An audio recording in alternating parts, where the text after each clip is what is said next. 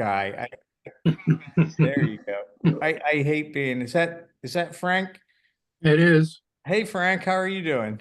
I'm doing okay. Good, Still good, good. alive, kind of. Yeah, well, we got worried about you for a split second, but now we're not worried Yeah. about you anymore. Yeah, yeah, good, good, good, good. So, I got to get there soon. well, here's the deal for everybody, since we're live and in person, and this is, it's funny. I watched. I was telling Darcy, I watched the last time I did this PowerPoint was maybe one of the first Zoom lectures we did because of COVID, and we were very much in the throes of COVID. As a matter of fact, it seems as though people hadn't gotten vaccinated yet. They was just waiting online for vaccinations. It's just kind of interesting. Our history of the last couple of years is very, very bizarre in a way, with COVID causing so many changes, including the advent of Zoom meetings, which I find actually quite convenient, obviously convenient to do a lecture or workshop or whatnot from your living room, but it's recorded, and people had been asking me to record these because they couldn't come out at night to see this, and it is fun doing it live. One of these days I'll figure out, maybe come summertime. I wouldn't want to go out tonight. It's freezing out. But so I watched the last one, and it was funny. It was funny to see it, and then I didn't watch any of the slides because I figured, well, it sure seems like I was just rambling about COVID the whole time, like I am now. It seems nothing has changed. So, so uh, I then watched it again today, and the information was all there. So it's going to be a lot of this similar information. But I think what's interesting is, and if people want to chime in uh, about with questions, we're basically going to go through algae. We're going to go through the lecture cycle this year again and re-record it. And so this is the way that these, and then I think I'll just put in a lot of maybe other Zooms of just Q&As, and when kind of milestones come along, which they're going to start coming along any day now. What happens with the Spat program for folks that are just becoming kind of aware of it, or if they even don't know the rest of it, besides I just got my oyster seed and they're growing at my dock. We do have our own shellfish hatchery. We have our own algae room. We have our own nursery. We have our own grow out facilities, and we're going to go through all of those technical parts again this year. So the lectures, I'm going to call them lectures. I used to call them love fests, but that I think that you have to go down to the Marine Center for the true hands-on bonding with everybody to have the true love fest. This is just more like a lecture now, and and it follows a monthly schedule of what we're actually doing. So Frank has been part of the algae team. We have an algae team that is very diligent growing algae, unicellular microalgae, which we're going to talk about after we talk about algae in general, is not something that a lot of people do. Certainly not the community at large. You have to have a purpose for growing unicellular microalgae, and it's pretty, the folks that are doing it are very diligent, and it's involved. It's not rocket science, as they say, but it's also not just a walk through the park. There's a lot of protocol, and so if people want to get involved in it, they can in a way, but you can't screw up the protocol. That goes along with everything that we do: larval rearing, spawning, all that. Everyone's welcome to do this. That's what the Spat program is for. allow anybody to learn the process and actually do the process of growing shellfish from nothing. And it's pretty fascinating. I mean, I'm going now on my 33rd year of doing that. And it's not like, oh, I'm so sick of this. I can't believe I have to grow another million oysters. It just it doesn't work that way. It's fascinating from beginning to end. So it begins with algae. So here we go. The reason why it begins with algae is truthfully, on this planet, everything began with algae. Algae is probably the first life form that was on the planet. It would have been a blue-green algae, single cell, and kind of moved on from there. So algae is a very unique thing in a way, in that it's a phytoplankton, but it's not a plant. Okay, so it photosynthesizes. It's an autotroph, a self-feeder, but it is not a plant. There's only one plant that we have in New York, and that's eelgrass, which is, again, a fascinating factoid that there's one plant in the marine system in New York, and only a couple hundred plants worldwide, because most most marine, so saltwater, a lot more freshwater plants, but saltwater plants, there's very, very few of. And then you might say, well, what are you talking about? What about all of this seaweed? And they're not plants. They're in the kingdom Protist. So and there are taxidermic reasons for that. And within and again, the kingdom Protista is quite broad. It's not just algae. And within algae, you have, we're going to just kind of say unicellular, single-celled, or macroalgae, multicellular. And we'll go through that. The ones that shellfish eat are unicellular microalgae, just so we keep that in perspective.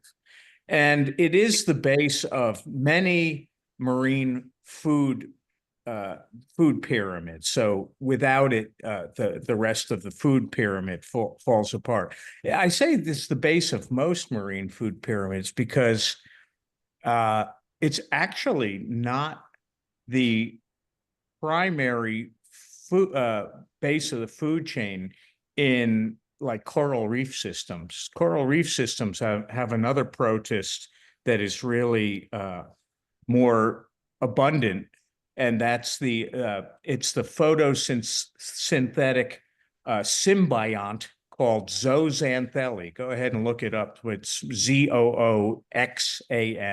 Zooxanthellae is a protist that lives within corals and things like that. And I always wondered before it dawned on me to look it up, how you could have such abundant life and such good water clarity, because where we are, we have abundant life in the estuaries for sure, very abundant life, but it's pretty murky because of the unicellular microalgae that's making it quite turbid. And I remember being in St. Kitts at 100 feet and seeing the bottom of the boat as clear as day, and there certainly wasn't a lot of this ceston in the water to block the visibility.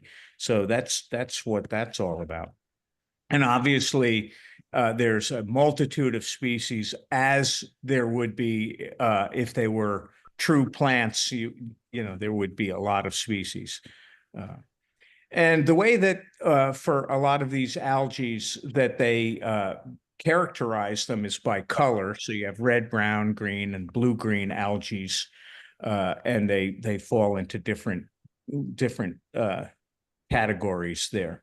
And we're going to go through some of these because the goal, again, of Spat and of these get-togethers, besides I get to see some faces and answer some questions and just catch up on everybody, is that you learn you know some things and might want clarification. For instance, the difference between a brown tide that you've heard about if you were around during the brown tide era around here, and red tides, for instance, or other algae blooms and what they do, which ones are what. Again, there's different classifications, which I won't get into, but just to know that there are, what we're dealing with in the when we're culturing algae are some greens that act quite different than the browns, the greens being the chlorophytes, and we'll talk about some species that we grow and what they do, some flagellated brown algae that have another function, and diatoms. Okay, so we're going to look at those. And again, I kind of call them the good, the bad, and the ugly, because there's all kinds of different things that go on in the marine system with algae and other things. So let's talk about, some good algae blooms. Just so you know, to kind of round out what we're doing right now in real time at the Marine Center, is that on today, the big hatchery spawned the first spawn of the year. I don't mind that they did it before us. I think that's great. We're 6 days behind. We're going to be doing our first oyster spawn on next Wednesday at the Marine Center, and which is quite early. It's a full 2 weeks earlier than Valentine's Day, which is our classic kind of my calendar reminder. Oh, wake up! It's time to go cook the larvae into place for the next batch. It's not the same as making donuts. There's no good analogy of growing a million oyster seed and the day's early donuts. So I won't try to figure that out. So we're going to be spawning that early, and you might be thinking, well, that how could you do that if in nature it's like 9 degrees outside? And the answer is you have to have been on top of the procedure and have enough algae growing at least 6 weeks ahead of at least 6 weeks ahead of a spawn. And the reason is because next month we're going to talk about broodstock conditioning and spawning. You can't do that unless you have your algae up and running, because you need to feed the adults and get them ready for spawning. That's conditioning. And they have to eat unicellular microalgae. And quite obviously, it's not out there in the water. It's freezing. There's ice there actually is ice on the creek this year. There's skim ice. It'll probably break up this weekend and dissipate. That's going to warm up. But we have to culture the food. We have to grow the food for these things in order to start the process.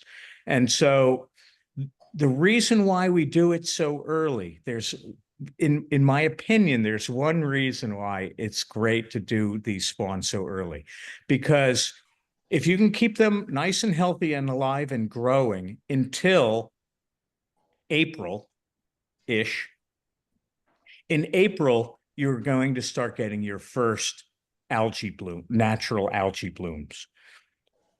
And in nature, there are never any new oyster seed that are alive during that first good algae bloom. They haven't been created yet. They're just getting the adults conditioned to provide the gametes. So it's really amazing that if you have a whole bunch of nice, healthy seed in April, when they hit the natural flowing seawater and you no longer need to feed them your cultured microalgae, they explode. That's why we're getting literally edible oysters in 10 months from some of these locations. So the good algae blooms are the ones that are going to be your natural, good, healthy algae starting up around I'm going to say in April, maybe even earlier, because there's some very cold water species that will So you have good algae blooms, you have harmful algal blooms, and we live in an area where have been subjected to, well, at least three harmful algal blooms that are uh, somewhat persistent still. And we're going to talk about those.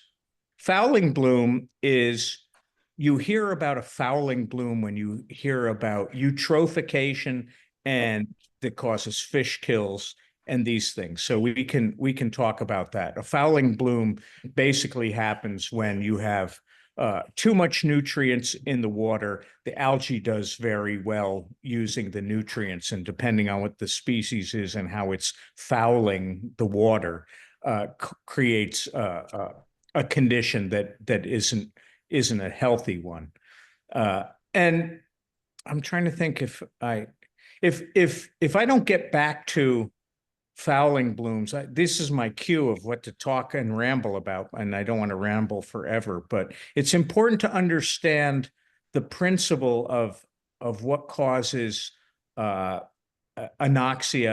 and a fish kill, because it's not intuitive. If algae is blooming really well in the water, algae is like a plant. It photosynthesizes and it creates oxygen.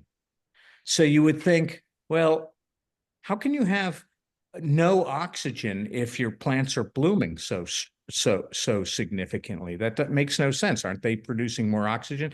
And it has to do, quite simply, I'll say it now, it has to do with that it blooms up really well, it uses up the nutrient, it then dies and falls to the bottom, and the aerobic bacteria uh, decompose it and use up that oxygen.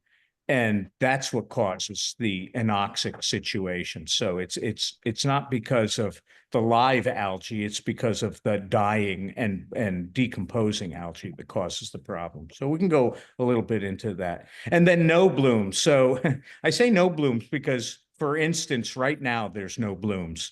If you were to be able to see through the ice, you'd see that the water is quite clear looking. And it also happens, sometimes in season.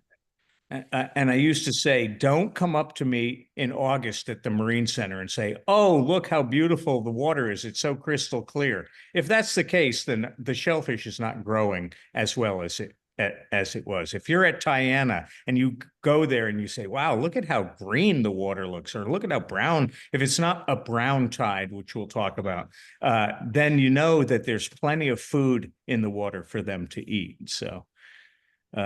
So these harmful algal blooms, if you see on the press HABs, what's a HAB? It's a harmful algal bloom. And here's one issue that I like to get clear in people's minds. Okay, so red tide, I'm trying to remember if last year we had any red tide closures. We've certainly had red tide closures on Long Island.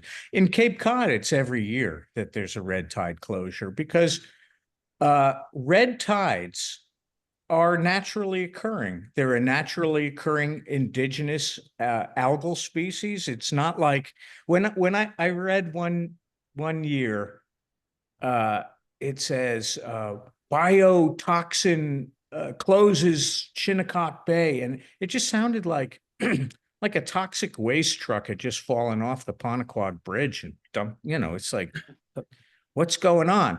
Well, it's because there are some species of red algae, and here's a picture of them, that are naturally occurring. They have a biotoxin in them.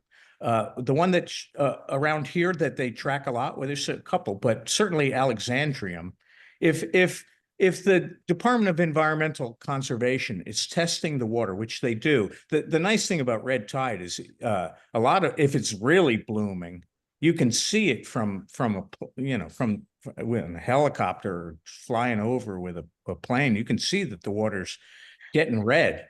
They do a lot of water testing, and they're looking for what's in the water for species. And if they see Alexandrium at any level, I would say. If there's a positive test for Alexandrium algal cells in the water, they're going to shut that area down for shellfishing.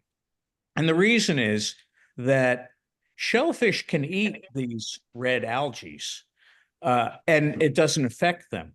They can eat it like it's any other food. I've never read any papers to say that it was particularly nutritive for them, but they don't die from it. But what they do and what shellfish do when they're filter feeding is they filter feed quite a lot of it, and they bioaccumulate the cells in their gut. So if you eat raw shellfish that's been eating this Alexandrium, for instance, you're going to get a dose of this biotoxin, not just a cell or two. It's going to be bioaccumulated, and that can actually make you very sick. In some cases, there can be a fatality too. So red tides are very well monitored, and shellfish will clear it out of their system in pretty short order after the bloom is dissipated. But still, it begs to question, who's the first brave soul that goes into the fish market and buys shellfish that has been closed down to red tide for the last 2 weeks? That always kind of makes me wonder. It's like, oh yeah, no, they lifted that. We're good to go. Yes, yeah. And they are good to go. I suppose the reason why is because they don't open creeks. They wait a couple weeks before it's gone, before they'll open up for those areas. So you get plenty of time for them to have passed all the cells out of their body. Depurates, it would be depurating, and so they do that. So there's red tides. Now, the one thing I want to clarify, because there aren't that many things that shellfish will ingest that can cause human health risks. Red tide is one of them. The other one that a lot of people hear about is really our bacteria. So it's a completely different thing. The bacteria that everyone is being particularly on the alert for, the one that's down south, is there's two species of vibrios that are particularly virulent, and that's Parahemolyticus and Vulnificus. Or if you read in the press, it'll say flesh-eating bacteria. Well, that's like zombie apocalypse bacteria in oysters. That's just not a good thing to read about. And again, that's a naturally occurring bacteria, and it's quite persistent down south. And we're starting to see it because we're getting some shifts in the water temperatures and whatnot. So that Vibrio has raised its head. It hasn't killed anybody in New York. It does kill people down south every year, but it's not an algae. So that's just a designate or a differentiation of what's going on when you hear about something in the water that's causing a problem with oysters. And on that note, see, here's the thing that really is kind of unnerving. If somebody's at a party and they eat all kinds of things, but there's oysters that they're also eating, and they get sick and go to the hospital, they'll always blame the oyster. They'll never blame the undercooked chicken. The oyster is the brunt of everybody's, or the scapegoat. So, but for instance, norovirus, you have to be diligent with your handling of any raw product that you're going to eat. Okay. So now, brown tide, I kind of owe. It just dawned on me. This is a very sad fact, but I owe a lot of the greatest things in my life to the worst things in the world. So I owe a lot to COVID. I got my beautiful house because of COVID. I got my job at Cornell 30 years ago because of brown tide. So that's funny. Maybe I'm cursed. I'm a walking blessing and curse all rolled into one. I don't know. But in 1995, I remember, by the way, brown tide is a very interesting thing. And it is an algal species. Okay, so it's Oreococcus angioforgeferens. And the first time I ever came to Long Island for any extended period of time was in 1984. And the water, I remember, it was such a, I was in Cutchogue Harbor. I was in Broadwater Cove, and the water, and I was clamming, and it was such a beautiful place. It's like, oh, my, look at this beautiful place, but look at the water. It's like mocha. And I remember clamming, and something broke the water surface, not broken like breach, but something came to the surface, and it was a scallop swimming. There were scallops, plenty of scallops in Broadwater Cove, 1984. And that would have been the last year of them being a lot of scallops in Broadwater Cove, because that mocha was brown tide and nobody knew what was going on with it yet. It had just come up. And uh, in 1995, I was hired so that's 11 years later, I was hired at Cornell to try to bring the scallops back that had been completely wiped out during these brown tide episodes, these years of brown tides, a full 10 years of this algae bloom. And it did dissipate. There are hot spots of brown tide that still exist. And what happens with this brown tide, I should have a picture there, I think, too. Yeah, it's not a good picture. Actually, so if you're looking at this picture, all the big stuff you see is not brown tide. This is a chain diatom. There's a couple things in here, but all the scatter in the background would have been the brown tide. It's very small, very, very small algal cell that would bloom up to extreme numbers and actually outcompete everything else in the water for the nutrients that were available. And it would bloom to such thick proportions that it actually shaded light out and killed a lot of eelgrass.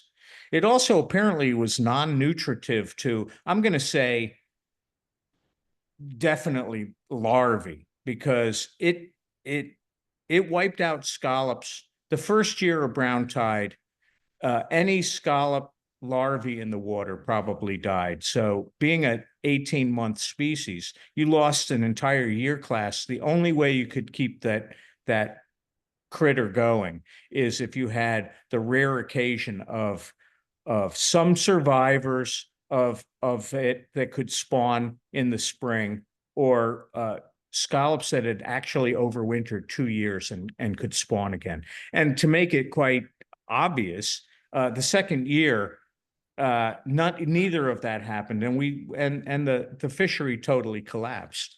And it took a long time to kind of bring it back. Now it's having other issues, but brown tide isn't one of. This is a new one that's come up relatively recently, not that recently, and it's probably been around. We call it mahogany tide or rust tide, and this one's a genus Cochlidinium. And what's interesting about this is that, first of all, it really moves and has borders almost like an oil slick. I mean, it's weird. I have a sailboat. I go sailing out in the bay, and when you sail past this wave of Cochlidinium, it really looks like an oil slick, and you can see it. It's very rust color. And when it's in the creek, you can really get the feeling that it's reddened the creek up. Now, the interesting thing about this one is shellfish can eat this Cochlidinium, and it does affect the shellfish. It doesn't kill them outright, but it's not a good algae. But you can eat the shellfish that's been eating this, and you won't be harmed. So there's a difference between, this this red tide and the harmful, the ones that can have the biotoxin. So this one's still around. As a matter of fact, oh, I had what did I? Oh, it's another slide coming up. There's plenty of other harmful algae. A lot of them are down south. This is our ciguatera is in corals down in the coral reefs, and some of the fish eat the corals, and they'll get this, and you can get a toxin from eating marine life that's eaten this ciguatera. Other ones, gymnodinium. So there's definitely a library of them, and they are always being looked for to keep people safe. And lots of pictures. And by the way, and this is a terrible slide, species responsible for paralytic shellfish poisoning, diuretic shellfish poisoning, neurotoxic shellfish poisoning, and ciguatera fish poisoning. So these things don't sound good. They're not, but they are being, we've been lucky that people really aren't getting drastically ill from eating shellfish. If there was, we'd have something on our hands because we'd have to be dealing. I think we're going to be dealing with it a lot more in the upcoming future, especially down south. Can you believe? I mean, I don't know. I guess I've said this every year of my aquaculture life when I heard that, 24 on average, 24 people die down south from eating oysters that have Vibrio in them. You would think that that'd be an impossibility in the United States. Then again, people die from eating food that has E. coli or you get these norovirus outbreaks. There's issues, and the world keeps going, and people keep. But I mean, that whole boar's head thing. I know Kimmy doesn't eat boar's head anymore and probably never will eat a cold cut again for the rest of her life. So, people have memories when it comes to, gee, is this stuff safe to eat? And oysters have had a tough history with that. It's in good shape now, but we don't need, outbreaks of anything in raw shellfish. This was a sample taken in 2006. Jay Bredemeyer took this right at the Marine Center. This is us, Suffolk. It's supposed to be Suffolk County, Suffolk Marine Environmental Learning Center. All these the 2-3 spots here for algae. What's in the algae? And I used to put this up just to give you an idea of the different species that could be in the water from any kind of sample that you took. And what's interesting, there's two things very interesting about this little table. So I love this slide. 2006, Cochlidinium, there it is. And it was at the Marine Center. It was in Narrow River in some numbers. It was in these creeks, Town Creek, Jockey Creek. So this rust tide was already, present and counted for in 2006. The other thing that's really interesting about this graph here, so it's taken in August, and as I'm scanning these species up here, these ones here, especially this one, this flagellate of 3 to 5 microns, that it should be a good algae in the water. And as you're looking here, it's a lower number than even this rust algae that this is apparently cells per milliliter. I don't have the unit, but it should be number of cells per milliliter. And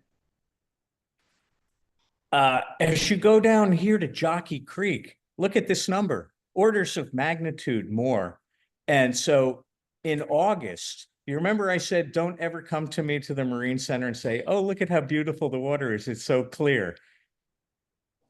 Here, it might have been pretty clear because there's no significant numbers of cells of any of these species. You go look at Jockey Creek and there's a lot of ceston in the water. So right here, shellfish would have been growing like crazy in Jockey Creek, Town Creek too, probably Goose Creek.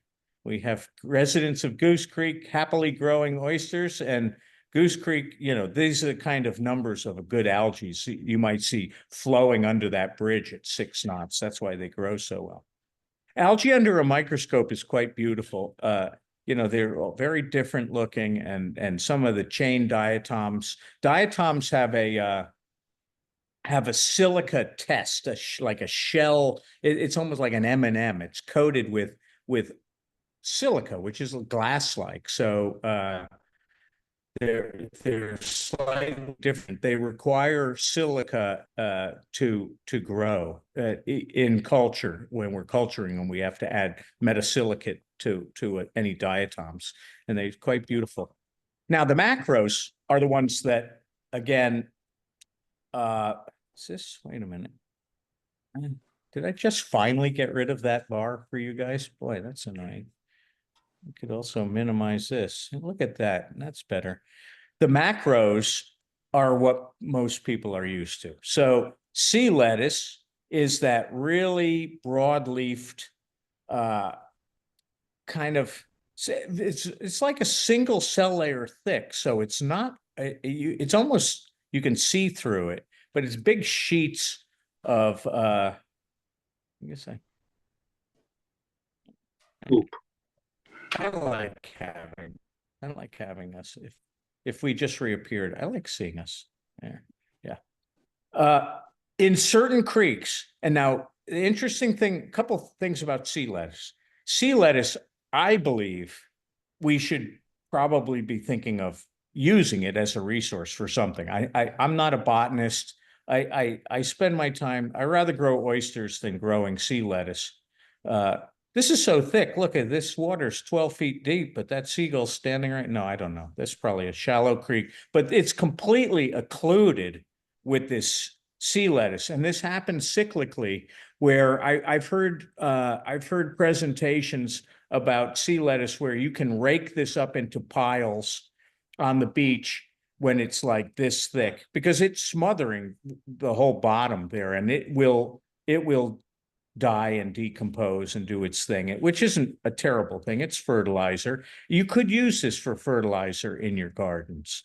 It's obviously going to be salty, so depending on what you're using, you might have to leach it, but very high in phosphate, I believe potassiums and phosphates. So it's a good thing, and you would have to rake it up, and then it'll come back once more. So you get like 2 crops of it.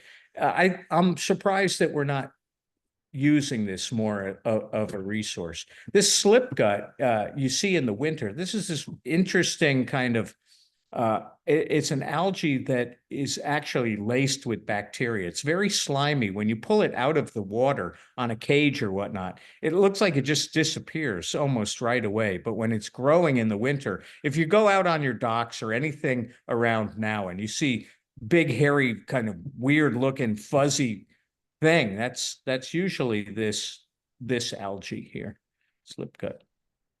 Everybody might know codium, Sputnik grass, or dead man's fingers, and this is actually an algae that is non-indigenous but quite abundant in the Peconics, and I think this is starting to replace eelgrass for habitat for scallops. The eelgrass isn't coming back as much as the codium's growing. So that's codium. Rockweeds are usually, you find those on the Sound. These are high energy algae, very leathery, with a lot of times with a gas-filled float to keep them, when it's high tide, they're floating in the water column and waving back and forth. They're tenaciously held onto rocks and whatnot, and can handle a lot of wave action and whatnot. So that's a by the way, this would be a green algae. That's a brown algae. That's a green algae. This is a brown algae. Now kelp, there's a lot of different kelps, and kelp is making a big splash, as you will. There's a lot of talk about kelp. I just went to a lecture. By the way, I just presented the 25 years anniversary of Spat at the Milford Aquaculture Conference last week. I did. Rory came all the way out to film it. and we're melting it together. He filmed me like I was a circus monkey or something. So I'm standing at a podium giving this talk that takes about an hour and 15 minutes to give. I had to do it in 15 minutes. So I'm like the Energizer Bunny at a podium. But he just filmed me at a podium. So we're adding the PowerPoint to it so you can see what the jokes might pertain to. Because let's face it, when you have 15 minutes, if you can't get a couple jokes in there, something's going wrong. I will give you, we'll have that presentation for you when it's all put together. And there was a whole session on growing kelp, sugar kelp. It's going to be, this is a species of algae that people are indeed paying attention to. And we're going to go through some other ones that have been paid attention to for a while. And you see a lot of filamentous species. This is a nice, pretty picture of an eelgrass bed with this red filamentous algae on the bottom. And so if this is a beautiful, healthy bed. If there are scallops spawning in the water, they would love a habitat like this. Now, I noticed on the last time I recorded this during COVID, when the first Zoom came out, that I said, "Here's a picture of Peconic Bay in like 1946." It's like, oh, that will never be. This is an astounding picture to me because, there are places in the world that take aquaculture and survival and growing product or food for that location. They take it very seriously. What you don't see here is a lot of jet skis. You don't see a lot of, kayakers or anything. You see a virtual field from land to land across an embayment full of algae culture rafts. And I think that's probably nori. I'm going to show you some pictures of how they culture nori. Nori is a huge product. So that's the wrappers at the sushi restaurants. In Asian countries, it is absolutely essential staple, and nobody grows more nori than the Japanese and the Koreans. They kind of control nori. Now, in the United States, you might see something like this. So in California, you don't even have to be on the water. You can have open pond tanks of spirulina, which is this blue-green algae for like fitness pills. So, that's one is extensive. What this is, by the way, if you were in grad school for aquaculture, this is extensive aquaculture, and this is intensive. Only because extensive, you're using the extent of your, growing area, and intensive, you're really consolidating into concentration, your culture area. A beautiful picture of multiple species of algae all washed up there, including the giant kelp here. And these are all just waves of different algae all toppled up on top of it. Kind of looks like a salad, but I don't know how many of them would be that tasty. The extent of what people use in different places to grow their product is quite fascinating. So, I went online. I wanted to update this PowerPoint, and nothing is really, very little has changed in 20 or so odd years when it comes to algae, including all the websites are pretty much, there's some changes that I put in. But so here's an algae that has been in production for a long time, dulse. And dulse, you can find dulse in many different products. I don't know if anyone who's watching this or will watch it later has eaten dulse. I know I've eaten this one, this brand, and I think this dulse granules. Some of these other ones look way too medicinal. Like, if you put this on a skin mask at night, I don't do that, so I probably won't get that one. But if anyone wants to buy that and put it on their face at night, give it a try. You might find that you don't get a good morning kiss. I don't know. I'm not going to do it. So some people don't want a good morning kiss. I would definitely buy this and put it on your face at night. Okay. So that's dulse. This one here has been in production for a long time. And I bet everybody, except for little kids, knows carrageenan or heard of carrageenan, Conchus crispus or Irish moss, because this is an algae species, a macroalgae species, okay, and it does all kinds of things. I won't go through this, but basically, you find this product in all kinds of things, in beer as an emulsifier, and as in medicinals, in ice cream. Everybody has eaten this in some form. I don't know about this salami thing. I'm not eating that, but it's got algae in it. So maybe it's I don't know. It's good for you, that salami. I don't know. Dog food. So even dogs have eaten algae. Okay.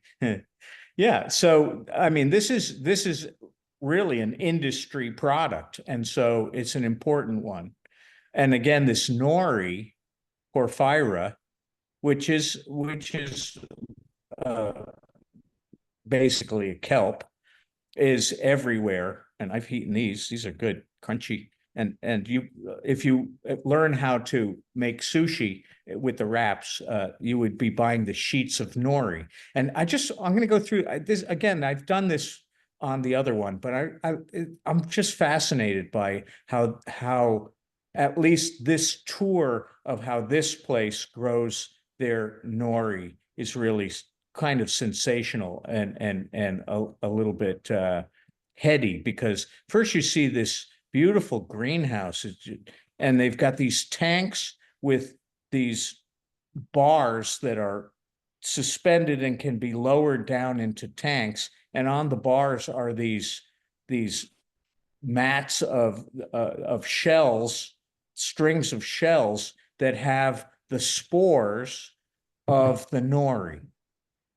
And so you have these sporulated shells that you put in the water, and it sporulates the water.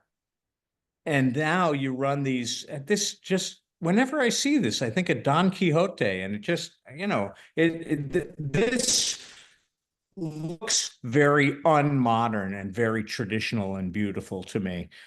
When you see the final product, you see that they're not fooling around and trying to be holistic and historical about it. This is the way it's done. You have these spindles that have a fiber on them that are rotating in the sporulated water, and now it's sporulating the mesh that's on these spindles.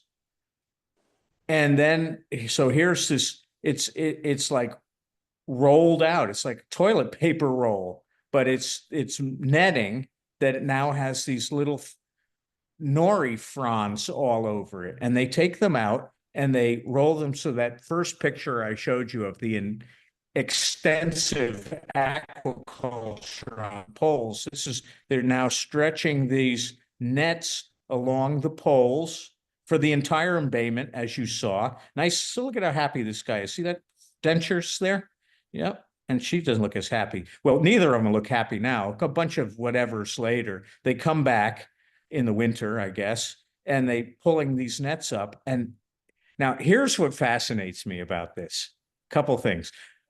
Just as an aside, look through here and look at the color of this water. I mean, this water looks really quite amazing to me. But what's more amazing is that if we tried to do the same routine, what they're doing, and we picked up that netting after a few months, we wouldn't see pure nori all over the thing. We'd see like probably 64 different weird Willie Nelson-like critters growing on it all over the place. And I don't know how you would ever purify it, but when these guys are doing it, it looks like they pull it up and they've got just pure nori on the nets. Now they bring them into their, they're not fooling around. This is business. So they got their high-tech machines, they run it through there, press the sheets. This is I think this is in Japan, but this is an Irish Japanese fellow. See? No comment, just interesting. And he's packing up his nori sheets. And here's the amazing total Japanese output. This was an old, I don't know what it is now. I'll try to look it up. But at the time, total Japanese output 7 billion sheets. Korean production 60 to 100 million sheets. And those are the two biggest nori producers. So, you don't mess with trying to get into the Japanese market for nori. They've got it down, and they're doing just fine with their bricks of sheets. This one's a different algae that is also. I love this. The difference between those pictures of culture. I mean, talk about culture. Talk about human culture. So we're talking algae culture, but just the way that you saw that kind of what looked like mom pop in the boat, even though they're just, there's probably, the staff here is probably much more intense. Boats, boat, mom pop, fine. And then you get over here, it seems like maybe they're running a spat program. It looks like the whole community came out to help here. And this is just this algae that's washed up on the beach. Maybe it's being seeded to have that intense amount of Sapphirococos for auger, which is a really a very, very ubiquitously used algae for scientific purposes. We use and other purposes. Auger is like a gelatin. It's a thickening agent. It's a lot of things, and just the way obviously it's what's really now that I'm looking at this. So they're harvesting them. That doesn't look very sanitary, and they're harvesting auger, which is used for sterile cell culture. It's kind of funny. So obviously this stuff is highly processed before it's sold to pharmaceuticals. I've bought auger noble to purify our cultured algal cells. So I have a whole, if anyone wants to do the little, if the algae team, Frank's on the algae team, if you purify unicellular, about to get into unicellular microalgae culture. If you wanted to purify those algal cells, you would purify it on auger noble, which is doable. We could do that.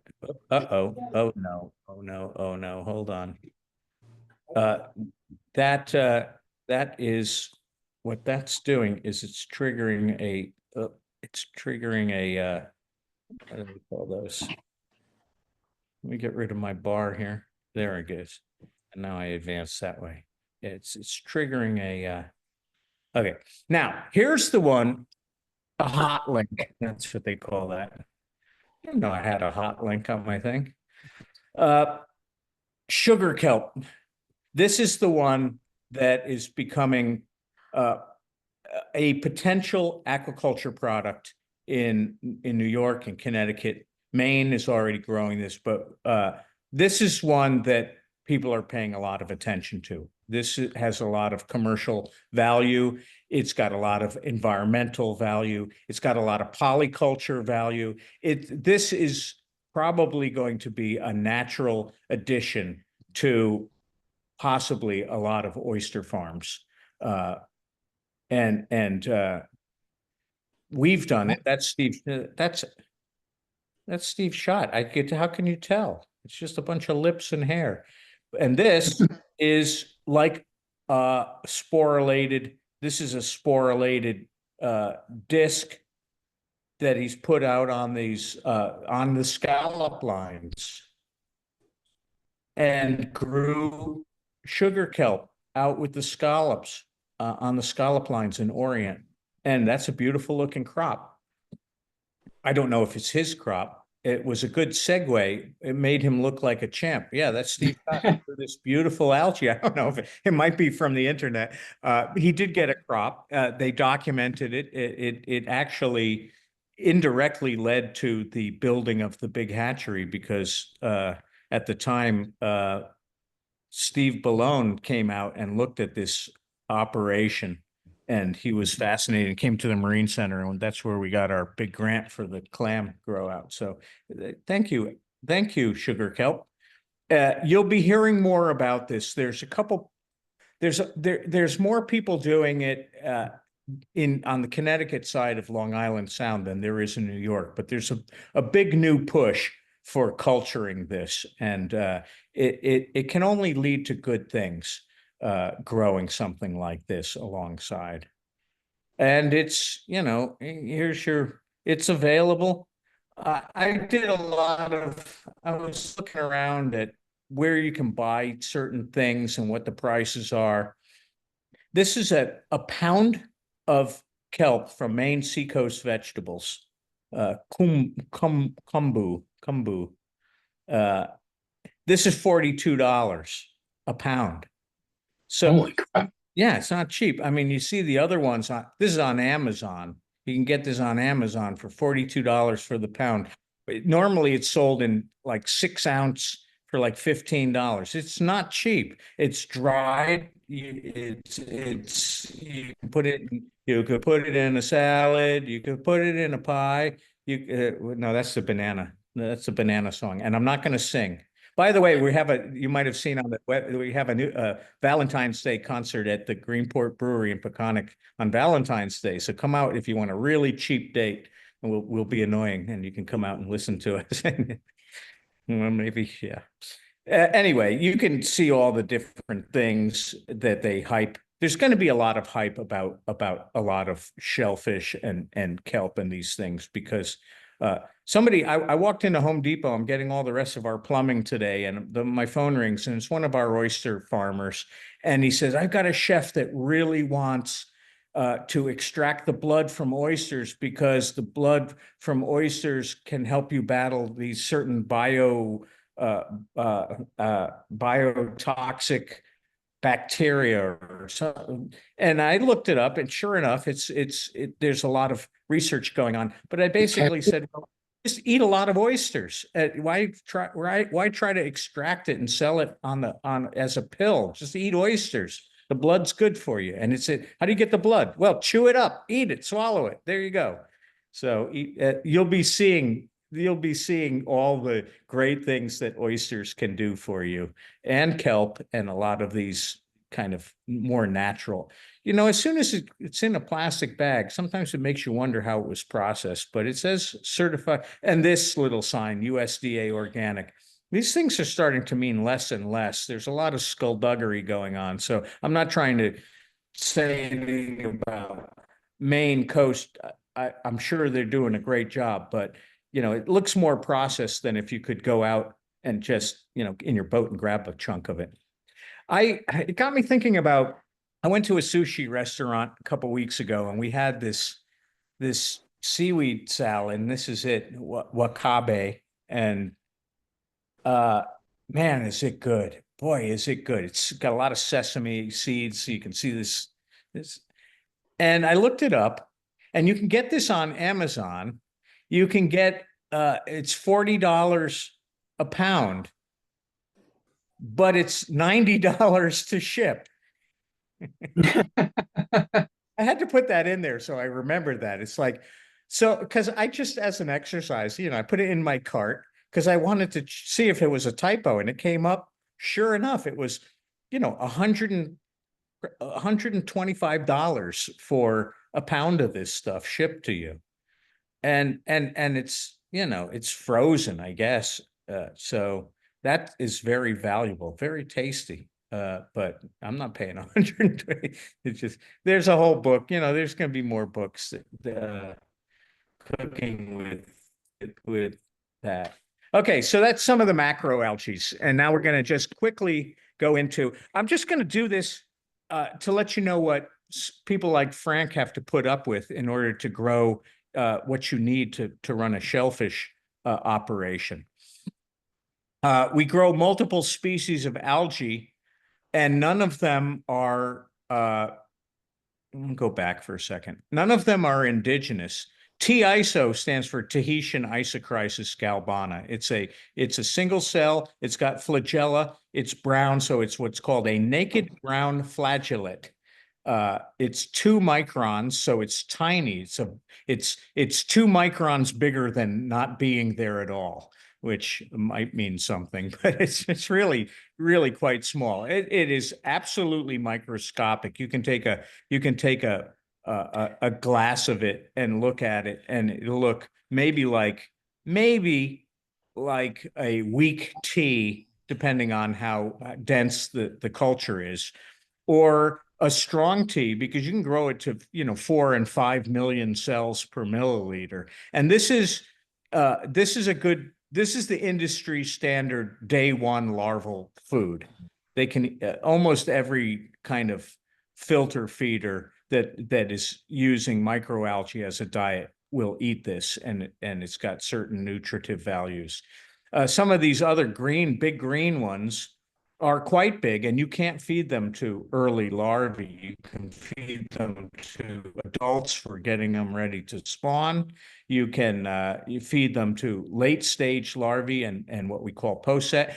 I know that some of this terminology, I throw it out there, but I could dumb it down. But we're going to go through this the whole season, every part of it, broodstock conditioning, what it means to what all this stuff means. But just trust me. Don't ground truth me. You must believe everything I tell you, and because I don't want you saying, what you just said wasn't true. Well, no, it's all things going on here, dividing cells. This is very, very motile. The interesting thing about these algae, they're microscopic, but when you look under a microscope, they look like animals scooting around all over, swimming all over the screen. They're really quite fascinating for single cell. They're a pretty dynamic single cell. I've replaced I'm trying to replace the T-iso food with this pavlova, because this is a high lipid strain. Some of these have a lot of oil in them. These ones are all high lipid strain. This is a high lipid strain.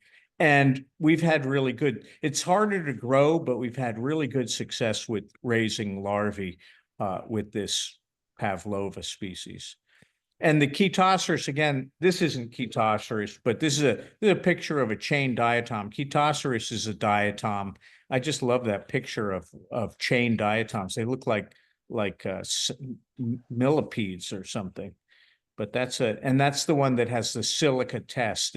You need metasilicate to grow these diatoms.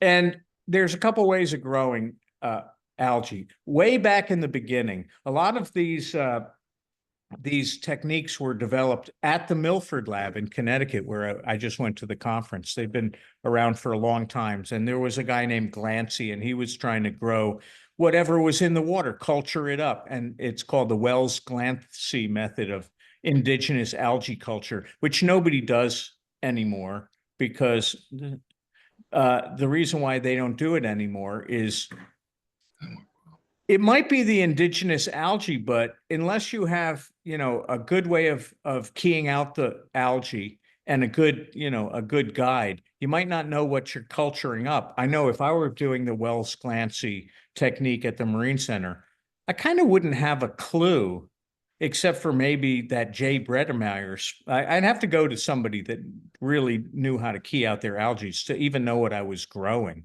before I grew it.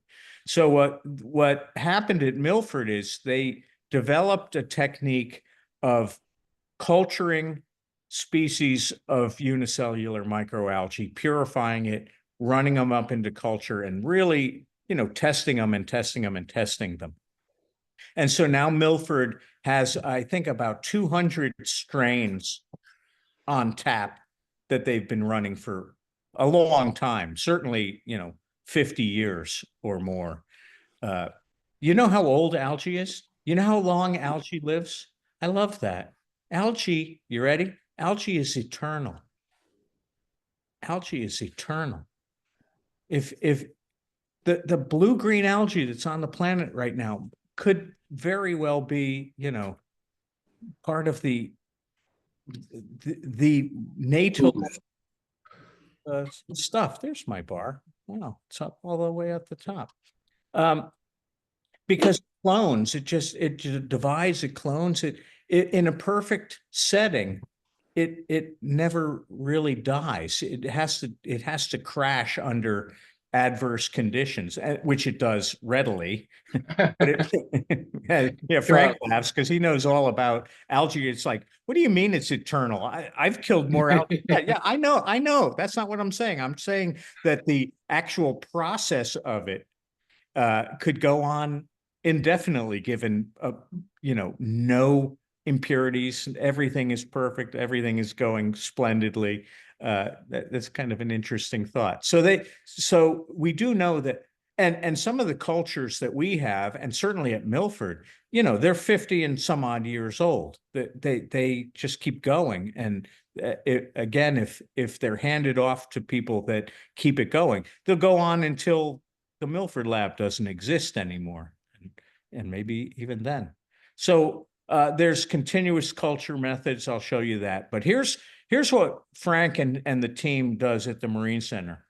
And this is really quite interesting. If you haven't been to the Marine Center and looked at all the systems, I do urge you to look at it. It's pretty fascinating. Our system that we have for Spat is basically the most primitive system. It's probably the most uh, controllable system. Even the new hatchery, which has 4 photobioreactors. I'll show you a picture of that in a moment. A 75 bag CCAP system. I'll show you that in a moment. They just added a Milford method culture to all their algae. Why did they do that? Because you can get tremendous control of growing these batch cultures of this algae. Very good quality, and you know exactly what's going on. So what you do is you start out with a stock culture. With this, this year, Charlie is in charge of the algae crew, and he wanted some new culture. So I called up the Milford lab and I said, "Hey, could you send me a couple flasks of ISO, a couple flasks of Tetracelmis, give me a Chewy Plymouth 429, give me a couple tubes of the Pavlova CCMP 609, give me a diatom of your choice, maybe the Lasiosira." And, I'm talking to somebody who could say to me, "Well, you sure you don't want the nanochloropsis? You to go on for 200 cultures. How about this one? This one grows more facial hair." They know everything about these 200 strains. I know what I know from what I've been growing. And, the next day, special delivery, free of charge, because we're their government and we're not for profit. They sent us 8 test tubes, little tiny test tubes. And on the bottom, this tiny, tiny little flocculant on the bottom, and that's the algae cells, but they are pure as the freshly driven Viennese snow. And so you have to transfer them into 250 milliliter Erlenmeyer flask and culture media, go up to 2-liter flask, a 20-liter carboy into a 200-liter Calwall tube. So you give it more space to grow, it keeps growing. I'm going to show you that. I'm keeping this simple and quick because you're going to eat dinner in a moment, maybe algae, maybe not. But if you want to see how this is done, and Frank says, "I got to come by." Yeah, you got to come by. You got to swirl your algae flasks. Frank, come on. So you need a light source. You need nutrient. It's like Miracle Grow. You need CO2, which I think we're going to add a CO2 chamber. You can get Oh, it good. is plant-like, so it's using CO2 and Wow, producing. good. You knew that, Frank, right? But we don't No, we no, don't no, use no. it, and we really I should. haven't been there since my little thing.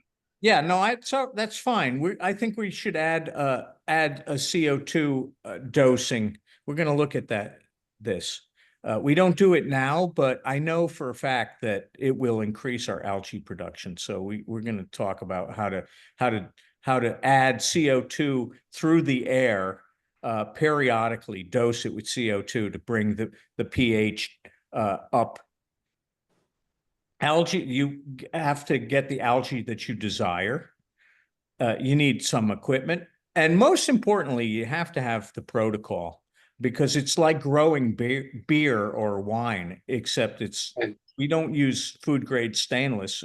It's not even, I mean, it, some of the protocol tries to be as clean as what's called azenic without impurities as it can be. you So need Charlie. what's that? And you need Charlie. Well, you do need diligence. I'll tell you that. And Charlie is as diligent a person as I'll ever meet.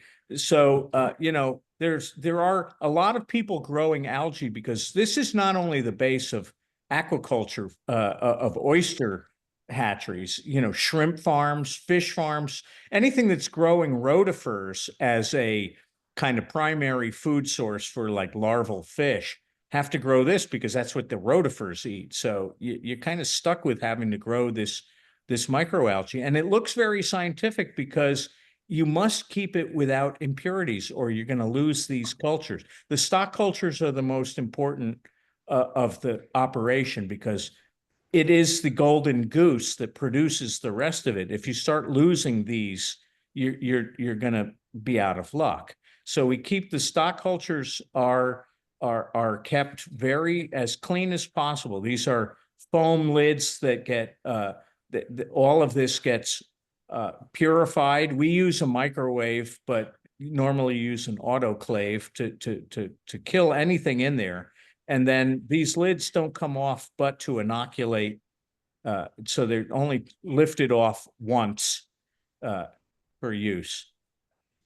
So we do this doing what we call a sterile transfer. This looks like we're flaming the liquid as it's coming out. You flame the lid to kill any bacteria that might have been around here. You give it a quick flaming, then you pour some of this, maybe 10 milliliters into a new flask, 10 milliliters or so, 50, maybe 50 milliliters into a new flask, and then the rest of it into a 2-liter flask. So with one 250 milliliter Erlenmeyer flask of algae that has come up to a certain thickness, let's say density, you're going to transfer into 2 more and then 1 big one. And so here's that eternal nature of it. This one's gone, but you've made 2 new ones and a big one. And then once the 2-liter one comes up, you can put it in a 20-liter carboy. And see here, I noticed this picture. All this algae looks good to me, except when you see stuff starting to fall out like that, that can be a problem. You might lose this one culture. You might not. We tend to. We had a cow wall here, so I'll get there in a second. So you're watching your algae growing, and you can't really test it because you can't open this up anymore until you're going to harvest. Then it gets put into these cow wall tubes. So the other day I was looking at some of these cow wall tubes. What we do here to sterilize it is we'll fill this cow wall tube up and then put Clorox bleach in it, let it sit there. It kills everything. Clorox is brutal on for cleaning stuff. Then we have to add a dechlorinator to it to make it not toxic. Heavily aerate it, and then we can inoculate this with the carboy. And I noticed that there were two cow wall tubes that had shrimp in them. The filter bag had overflowed. There were shrimp in it. It's like, well, that's not going to make it. And they did great. So there's these big, ugly, dead shrimp swimming around in here, which we'll take out when we go to feed. But the algae did fine. So this is our little algae room that anyone can use. So there's cleanliness and all these other things that you have to do. Sterile transfers, cleaning the glassware. There's a lot of maintenance. It's not, I mean, you get used to it, but it is a lot of maintenance. So you clean the glassware and acid etching, you chlorinate with the Clorox. And now here's how algae grows. This is really quite fascinating. So you have right down here is where you inoculate. And as you inoculate, the first thing that's going to happen is exponential growth. So you're going to get this remarkably fast growth up exponentially. It goes up and up and up and up and up until it reaches, now this is very arbitrary. It reaches what? Well, this point here depends on a lot of things. It depends on the species, the size of the species, the size of the container you're growing in, the nutrient availability, the light availability. But the bottom line is, at some point up here is going to be where algae reaches its optimal growth given the conditions. And if you could maintain those conditions, this is the level that algae peaks out at right here. Once it peaks out there, it flattens out and it won't go any higher because something is limiting it. And then if you keep it there too long, it crashes. And it can crash overnight. It's not like it gets weaker and weaker and weaker and weaker. It just falls out, bang. So what's interesting about algae growth phases and this whole graph is that if you can maintain, you're going to see this in if you can get to this level and harvest here, you got the most algae out of it. If you have a continuous algae culture system, which I'm going to show you in a minute, and you can maintain this level, if all conditions stayed the same, you could maintain that indefinitely, which isn't going to happen. But you could go into the big hatchery and you can see some of these continuous algae tubes that are 6 months old and growing full strength because they're being maintained right at that level, which is kind of fascinating. How do we know? Well, we can count our algal cells. It's the same as counting blood cells or sperm cells. They use this bright line hemocytometer for counting all kinds of different cells in the laboratory. We use it for counting algae. You put a drop on here, put a cover slip on, and look under the microscope. You'll see a grid. I always thought of this like a rugby field or something, and you're going to count all the cells within the grid.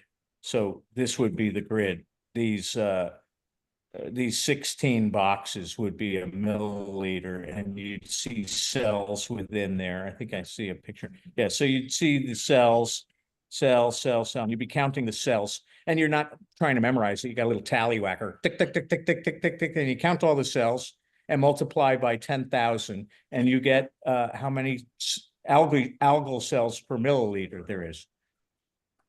And why would you count algal cells? Well, you're feeding animals that eat at a certain ration and a certain rate, and it changes. And so you'd kind of like to have a ballpark of what you're feeding. I don't have anybody counting algal cells. I find it to be, I like the eyeball-metric way better. That looks good. Let's feed it. How much? I'll give it a bunch. Yeah, I like that. Buckets. Boy, the day I make everybody start counting algal cells incessantly is the day I lose the entire algae staff. So there's some summaries, we follow these things. But what you do is you follow your leader there on the algae. Now, there's not a lot of backing this up. Algae backups, you can archive that purified algae. So you can take, I'm going to go back for a second. You can take, I'm going to go right back so I show you a picture. You can take this stock cultures and you can take you can make your auger on a Petri dish. I don't see any up here. We have archived it. We should probably archive it as an exercise. You take a Petri dish, you make the auger up, which is like making Jello. You take a sterile Q-tip, if you will, and you swipe the algal cells as you're doing this sterile transfer. You might have a little beaker, and you dip in the Q-tip and you streak it on the auger plate and put it in an incubator, and it will grow the pure algal cells on the auger. And that's how you can purify your samples and keep them on the auger. You can then lift it off the auger, put it back into liquid, and you've got your algae coming back. So that's archiving the library on auger plates. You can buy algae. They don't like calling it paste. I should have stricken this out, put concentrate, because the guy that sold this always said, don't call it paste. It sounds like It sounds like glue or something. Call it concentrate. I still call it paste because I don't think it really, I mean, it does work.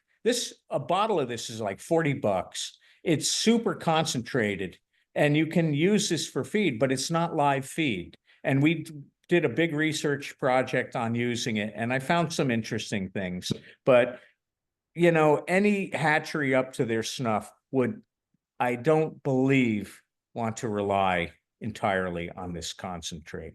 I just, there are some, I believe Auburn University exclusively uses algal paste. I find that very hard to believe that they're doing it on any sort of high level, but we'll see. So now, because it's so labor intensive doing batch culture, people have been working on other systems for growing. This one, I believe, is the most user-friendly of all the kind of higher tech algae culture systems. It's called CCAP for Sea Salter is the British company that makes them. CAPS is Continuous Algae Production System. So what this does is basically has the machinery for making sterile media that drips into these cages. It starts off at the bottom and it grows it drip by drip as it comes up until you have full strength algae, and then it harvests it continuously. You can control the drip. It's a little complicated. It's much, if you want to learn about this, come to the Marine Center and I'll take you into the system and show you. It makes a lot more sense when you're looking right at it. And it's pretty spectacular to see a room filled with lights and all these things, but it's a lot of algae that can be grown. And then there are these newfangled things that people are really starting to use. Industrial plankton made in British Columbia, algae photo bioreactor, touch screen, theoretically self-cleaning. It's not maintenance free, but Josh has 4 of these running in the big hatchery, and he gets some pretty astounding algae growth out of them. So these are, but they're also expensive. They're like $50,000-$60,000 each. So you have to have somebody with deep pockets to help you out with. But the commercial growers, hatcheries are starting to add these. They figure, well, $50,000, but it's, you know, it's got good support. So it should last a while. And it's going to do a lot for our system. So people are definitely adding these to the system, even at that price.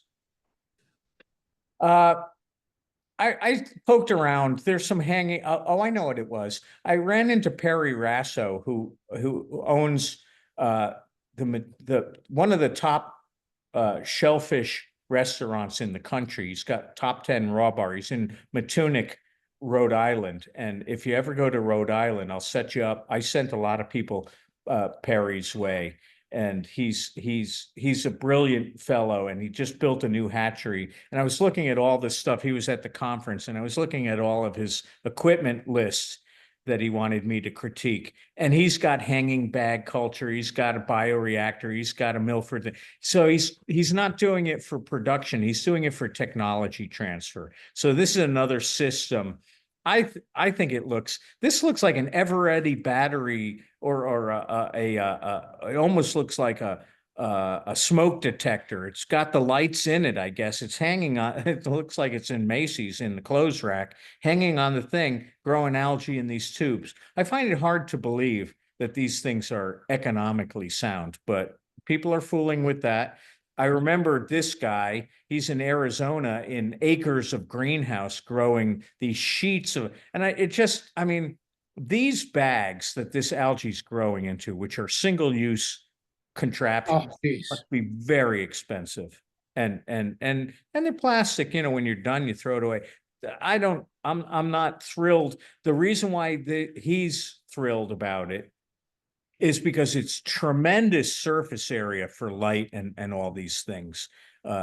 I've never seen one of these anywhere that is being used, but this wasn't really being used for the purpose that we're using them for. We'll get to that. Here's another one. I love this one only because this is something that I would have done in grad school. And here's the DeWalt drill and the tape measure to prove it. I didn't build this one, but this would have been something that I would have tried to do. And it probably didn't work.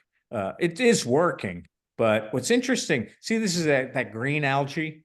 We've been growing. Oh, this is in Hawaii. Look at this is where we all Wow. should be, especially tonight. We should all be at these beautiful algae farms in Kona. But here's one here. Now I'm just gonna go. We're almost done here, and it's almost dinner time. See, we went an hour and a half. Oh my gosh, this lecture is never short. It's amazing how much there is with algae. But I love this graph here. It shows, we use ethanol in all of our gasoline because it's a product you can grow. You add it to it's sustainable. But okay, corn, which we use for ethanol, you can get 168 liters of oil out of an acre of corn. And this is what you get out of an acre of microalgae. So you would look at this and say, well, microalgae just blows everything off the charts when it comes to liters of oil extracted per acre of growth. But the problem is growing microalgae in 1 acre greenhouses is not the same as growing corn on your acre of land with your oxen or whatever. So people have done this. Okay. We've done this. This tank, you remember I showed you the tubes with the DeWalt drill and the tape measure. It's growing the same algae as this is. This is in an open tank. We're going to be using the little side greenhouse that they grow eelgrass in. There's a couple tanks, and last year we grew open tanks of this Tetracelmus species, which actually will tolerate the extreme impurities, including moths and stuff and flies that fall into the tank. And it grows. I mean, it doesn't last very long. It only grows for maybe 2 weeks before you might maybe lose it. But if we can get 2 weeks of feeding out of a tank, for a big open tank, that's a real bonus for us. And the oysters like it too. Oh, absolutely. Yeah. Yep. Yeah. So the reason why a lot of this is being done is for biofuel. And here's the whole here's the whole pathway. And all I know about this, see, I've given up on all science. Life is complicated enough without looking at all these arrows. But when I'm teaching young kids that are going to school, I say, you see this arrow here? You know what that arrow means? It means a job. Your job is going to be this part of this process. All you're going to be doing is, that was the punchline. You're going to be following this. You're just doing from PC to FD. What does that mean? Don't worry about it. This is where your money's coming. You just make sure that PC turns into FD. Don't worry what it means right now, or don't tell me what it means, because I don't want to know. I just want you to get a job. And what it's all doing is it's growing algae and it's melting it down for all these different function, biofuels or methanes or these things. And you'd have to follow all these pathways to know where you want to go with it. And it literally, every arrow could be a job for somebody. And that's what the goal is to have. And will this happen? Lufthansa has flown commercial airline on a plane using biofuel from microalgae. The Air Force has flown jets using biofuel with microalgae. Okay, it can be done. I had a student who was at the Ross School in 10th grade that grew microalgae in his classroom, melted it down, and got a puff of energy from burning the oil he extracted as a 10th grader. So it can be done. It's just a matter of, can we scale it up economically to be cheaper than we don't like to pay $4 a gallon for gas. Imagine paying $16 a gallon for algae going into your whatever thing this is here. So it's going to take some work. Will it happen? It's hard to say. I don't know. We might come along and find a completely different pathway or we missed something that takes a lot of this away to get to where we want, the future could be bright for it. And the future is bright anyway, because if you don't want to be in a laboratory, if you don't want to swirl flasks if you want to just go outside and you want to sit down and you want to just hang out with your basket of algae and with a big smile on your face, I would rather be this person than the robot that is, crushing things into biofuel. But it's all good and it's all algae. Good. Now let me see if I can get back to unshare screen. Stop share. Are we back? You bet. How do I turn this off? Look at us. How do we do? Good job. Great job, Kim. Good. So, again, next Thank Wednesday, you. semi-bright and early, we're doing our first spawn. If anyone wants to stop by and watch if there's activity, it can be like watching the grass grow, or it could be like watching the man behind the curtain in The Wizard of Oz. It could be fascinating.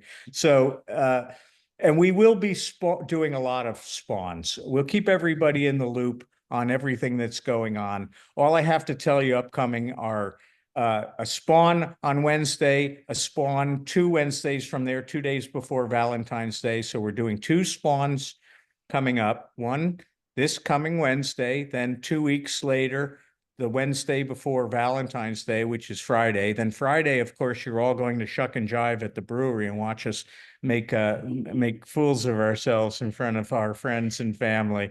And then we keep going. And by the time, you might want to track it, especially people that are really taking an interest in this stuff, because here's how I work things. I know it's unfair, but the people that spend more time with us know when to come to get the earliest seed. And the people that come and get the earliest seed get the biggest oysters at the end of the season. That's just the way it's always been. It's the way it always will be. Is that fair? Of course it's fair. We're growing oysters that are available. I still have 3 machines running of last year's seed. I could have a new Spat member sign up tomorrow and give them seed if they were silly enough to crack through the ice to put it out there. The point being, if you get your seed in early May, you're going to be eating a bunch of those oysters by Thanksgiving. No question. We've already proven that for the last 2 years. So that's the bonus you get for paying attention and being well liked. Good? Good. Good. Well, stay in touch. Everybody stay healthy. Enjoy this year. We're going to have a great year. I have so much more time on my hands now that I've stopped listening to all news and paying attention to anything outside of South Hole Town, which is making me feel just wonderful. So See you soon. good. Thank you, Kim. Thank you. Thanks, everybody. Kim. Thank you, Thank everybody. See you later. Stay in touch. Everyone has my emails. Darcy and I are always available. Just not call at midnight on Sunday. Thank you so much. Bye, Kim. Okay. Thank you, Bye. everybody. So, Kim, Bye. see you soon. Thank you. Thanks, Darcy. Thank you.